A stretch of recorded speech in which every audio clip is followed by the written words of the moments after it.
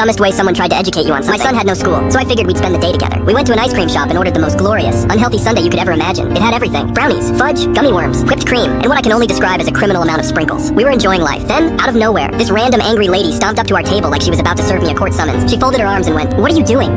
Eating ice cream?" I just shrugged. "Spending the day with my son." Apparently, this was the worst thing I could have said. Her eyes widened, her jaw dropped, and she gasped like I just confessed to a federal crime. "You are ruining his life." "Excuse me? A child should never eat something this unhealthy. You're setting him up for failure." "Ma'am, it's ice cream." She went on this full TED talk about how I was stunting his growth and destroying his health, acting like I force-fed him sugar through a tube every morning. I explained that it was just a treat, that my kid eats normally most of the time. She shook her head. "That's what all bad parents say." At this point, my son was trying not to laugh. I just smiled and went, "Respectfully, he's not your kid, and you need to shut up." "Wrong move." She snapped. She turned to the nearest employee, waved her arms around like she was trying to land a plane, and screamed, "Kick them out, they're poisoning that child." The employee just stared at her like she was an escaped mental patient. Then, with the straightest face possible, they went, "Ma'am, it's literally an ice cream shop." She turned bright red. Then she stomped out the door, knocking over a napkin dispenser on her way out. And out of pure, glorious, beautiful spite, I walked up to the counter and ordered my son another ice cream cone.